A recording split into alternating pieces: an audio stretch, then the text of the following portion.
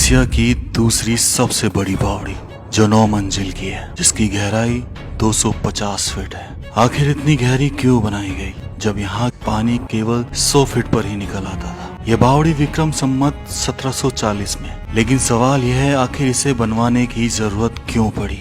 इस बावड़ी की गहराई तक पहुँचने के लिए 150 सीढ़ियाँ उतरनी पड़ती है और इसी वजह से इसे यहाँ के लोग पाताल तोड़ बावड़ी भी कहते हैं। इसे बनाने में उस समय 1,25,000 चांदी के सिक्के खर्च हुए। कहा जाता है कि नीमराणे के किले और इस बावड़ी के बीच एक गुप्त सुरंग है जो आज भी रहस्यमय है। आखिर यह सुरंग क्यों बनाई गई और इसका उपयोग किस लिए होता था। इस बावड़ी के हर पत्थर के पीछे एक राज है, एक कहानी।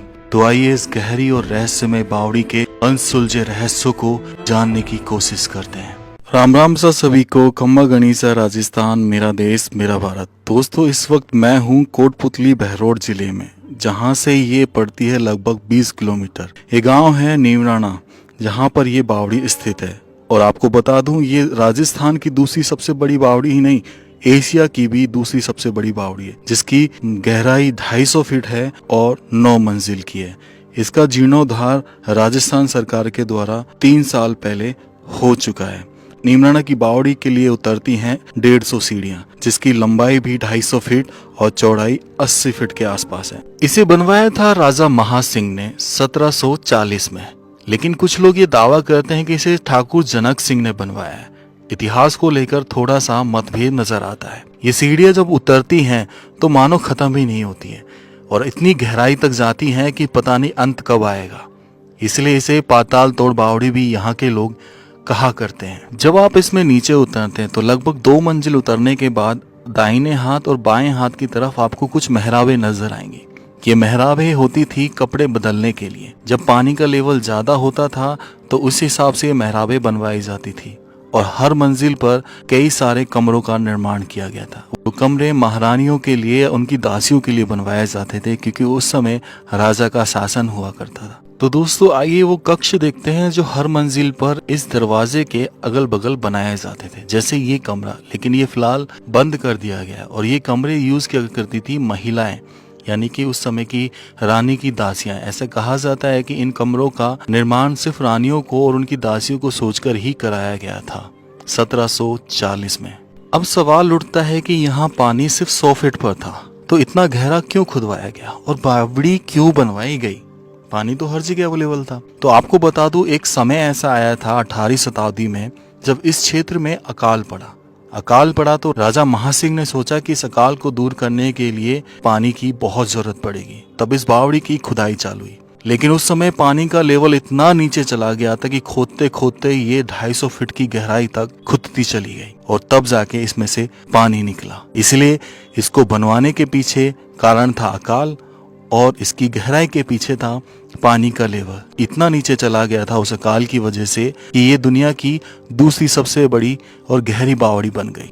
ये जो दरवाजे देख रहे हैं आप, ऐसे इस पूरी मंजिल में 3 बड़े दरवाजों का निर्माण हुआ। हर 3 मंजिल के बाद एक बड़ा दरवाजा। ये बताते थे उस समय पानी का लेवल किस दरवाजे तक है और इन दरवाजों के पास ही बनवाए जाते थे वो कमरे जो अक्सर महिलाएं यूज किया करती थी। इनकी ऊंचाई अगर आप देखोगे तो कम से कम 30 फीट के आसपास नजर आती है, यानी कि विशाल दरवाजे। इन दरवाजों की अगर तुलना करें तो आप ताजमहल के दरवाजों से भी कर सकते हैं। बावड़ी के अंदर की तरफ जा रहे हैं। अब अपन बढ़ रहे हैं इस बावड़ी के तीसरे तल, यानी कि 9वीं मंजिल की तरफ। जो तीसरा दरवाजा आएगा वो आपको बिल्कुल गहराई में लेके चला जाएगा, लेकिन ऐसा माना जाता है कि इसके तीसरे तल से एक सुरंग जाती है जो नीमराणा के किले तक जाती है। क्या राज था उस सुरंग का? क्या वाकई में कोई सुरंग थी या सिर्फ अर्बन लीजेंड कहानियां? वो कहानियां जो हम अपने बाप दादा परदादाओं से सुनते हैं, जिनको वेरीफाई करना मुश्किल होता है। तो यहाँ आकर मैंने पाया कि अगर नीचे से तल से कोई सुरंग जारी है तो वो तल से सुरंग कैसे जाएगी, क्योंकि नीचे तक तो पानी का लेवल होता था। तो इस चीज से मुझे सिर्फ ये पता चला कि अगर कहीं सुरंग भी है तो वो नीचे से तो नहीं है, जैसा कि कुछ लोग दावा करते चले गए। उसके बाद यहाँ आके एक तरीके से आपकी 6 मंजिल का लेवल आके यहाँ ख़त्म हो जाता है। इसके बाद 3 मंजिल और नीचे जाती हैं, जो कि यहाँ की सीढ़ियाँ जो है बहुत ही टिपिकल बनी है, बहुत ही क्षतिग्रस्त हुई पड़ी, इसलिए हमें धीरे और आराम से जाना पड़ेगा नीचे की तरफ। तो जरा निहारिए इस बावड़ी को। बिल्कुल तल से। अभी हम 6 मंजिल के तल पर खड़े हैं और नीचे के 3 मंजिल अभी भी दिखाई दे रहे हैं। वो क्या पता कि और भी गहरी रही हो, समय के साथ ये दब गई हो, लेकिन अत्यंत विशाल नजर आती है, बहुत विशाल और अद्भुत। कैसे बनाई गई होगी उस समय जब इतने आधुनिक हथियार भी नहीं हुआ करते थे। अब समय आ गया है इस तल तक जाने का। तो अब हम नीचे की तरफ चल पड़ते हैं। सीढ़ियाँ बहुत ही जर्जर हो चुकी होती हैं इस वक्त, और सीढ़ियों का पैटर्न भी थोड़ा चेंज हो चुका होता है। अब ये चलती हैं जिगजैग फॉर्म में। अभी तक तो ये स्ट्रेट उतर रही थी, लेकिन अब जिगजैग फॉर्म में।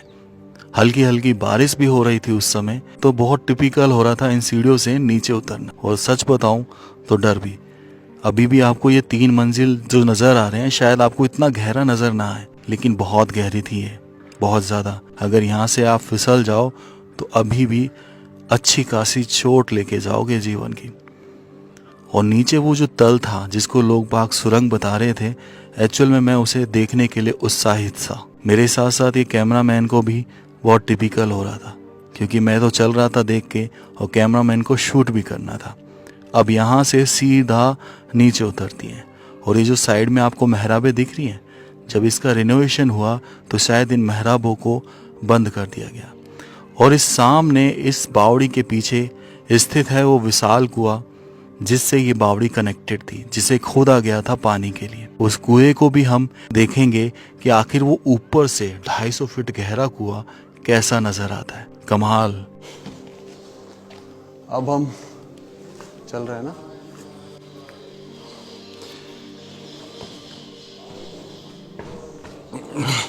अब हम इसके बिल्कुल पैंते में जा रहे हैं इस बावड़ी के। और यहाँ पे पहले बहुत कचरा हुआ करता था, लेकिन उसकी सफाई कर दी गई है।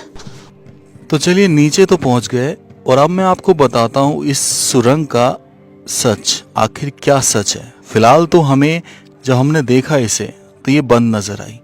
कुएं का तल भी इससे जुड़ा हुआ नजर नहीं आया। अगर सुरंग यहाँ से आती भी होगी तो कैसे आते होंगे वो लोग, क्योंकि ये तो अंडर टनल है, पानी के अंदर है। तो मेरे हिसाब से ये कुएं का सबसे निचला तल था जो इस बावड़ी से जुड़ा हुआ था, जिससे कुएं का पानी इस बावड़ी में आता था और इस बावड़ी का पानी कुएं में जाता था। ये ऊपर छेद देख रहे हैं, ये कुएं से कनेक्टेड हुआ पड़ा है। लेकिन इस तक पहुंचने के लिए साइड में ये जो मीनारें बनाई गई, जो छज्जे बनाए गए, वो टूट चुके हैं और आज इनका अस्तित्व भी नहीं बचा है। तो हम इस तल से वहां तक तो नहीं पहुंच सकते, लेकिन हाँ जरूर ऊपर जाकर इसकी तरफ जाना जरूर चाहेंगे। तो मैं ऊपर चलता हूँ, लेकिन इस कुएं को देखने के लिए बहुत संभल कर। इस छज्जे के बगल में कोई सपोर्ट भी नहीं था और ये सीढ़ियाँ ऊपर जा रही थी, ऊपर तल के लिए। और यहाँ पर अगर आप गिर जाएं तो भाई पता नहीं क्या होगा। तो ये देखो, ये सामने आपको दिख रहा है, ये बंद कर दिया गया। और ये कमरे मेहराबे बनाए गए उस समय महिलाओं के लिए कि वो यहाँ आकर अपने कपड़े बदल सकें या फिर कपड़े धो भी सकें। तो यहाँ से देखो कितनी गहरी नज़र आती है बावड़ी, बहुत गहरी, जिसको देखकर मानो रूह सी कांप उठे। डर इतना लग रहा था कि अगर कहीं कुछ हल्का सा भी हुआ तो आप सीधा नीचे की बजाय ऊपर जाएंगे। लेकिन एक बार यहाँ से निहारना जरूर चाह रहा था मैं इस बावड़ी को। गजब। अब मैं सबसे ऊपर आ चुका हूँ और यहाँ से मैं दिखाऊंगा आपको वो कुआं, अगर हमें नज़र आता है। लेकिन ये सबसे ऊपरी वाली मंजिल पर आप मेरे दाहिने हाथ की तरफ देखेंगे तो बहुत सारे कमरों का निर्माण कराया गया, छोटे छोटे कमरों का, इस तरीके कमरे। और साफ पता चल रहा था कि ये कमरे प्राचीन समय में कपड़े बदलने के लिए और यहाँ पर कपड़ों की सफाई यानी धुलाई के लिए भी इस्तेमाल किया जाता था। तो इसके अंदर तो जाकर एक बार निहारना इनको बनता था। काफ़ी अद्भुत लग रहा था मुझे यहाँ आकर। इतना खुश था कि मैंने अपने जीवन का बहुत अच्छा सीन कहूँ या फिर बहुत अच्छा पल यहाँ गुजारा। जितनी भी समय के लिए था, ये नमूना बेजोड़ था। इसे आज के समय में बनवाना बहुत ही मुश्किल, और मुश्किल तो छोड़िए, अगर आप बनवाने जाएंगे तो कितना समय लेंगे इसे बनाने में। लगता है शायद कई सालें, जो शायद ख़त्म ही ना हो। तो मैं उस कुएं की तरफ बढ़ गया उसको देखने के लिए। जैसे मैं यहाँ पहुँचता हूँ तो यहाँ फ़िलहाल मुझे वो ताला नज़र आता है जो कुएं की तरफ जा रहा था। थोड़ा सा दुख हुआ कि आखिरकार मैं उस कुएं की तरफ नहीं पहुँच पाया, क्योंकि सामने भी ताला लगा हुआ था और यहाँ से नीचे दिखाई देती है सीधी 9 मंजिल वाली गहराई, 250 फीट की गहराई। आखिर कैसे बनाया? तो व्लॉग को एंड करने का समय आ गया है। राम राम सा सभी को। खम्मा गणिसा राजस्थान, मेरा देश मेरा भारत।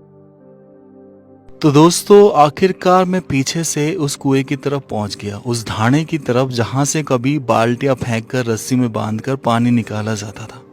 जी हाँ, मैंने ये लगभग 30 साल पहले अपनी आंखों से देखा है अपने गांव में। और ये सामने नज़र आ रहा था वो नीमराणा फोर्ट, जहाँ से बोला जाता है कि वो सुरंग आती है। तो यानी कि ज़्यादा दूरी नहीं थी इस कुएं और इस बावड़ी के बीच में। फिर भी एक बार इस कुएं को देखना तो बनता है ना, इसके पत्थर को, जो ये कहता है कि मैं इतना प्राचीन हूँ जितनी तुम्हारी पीढ़ी भी नहीं है। सही बात।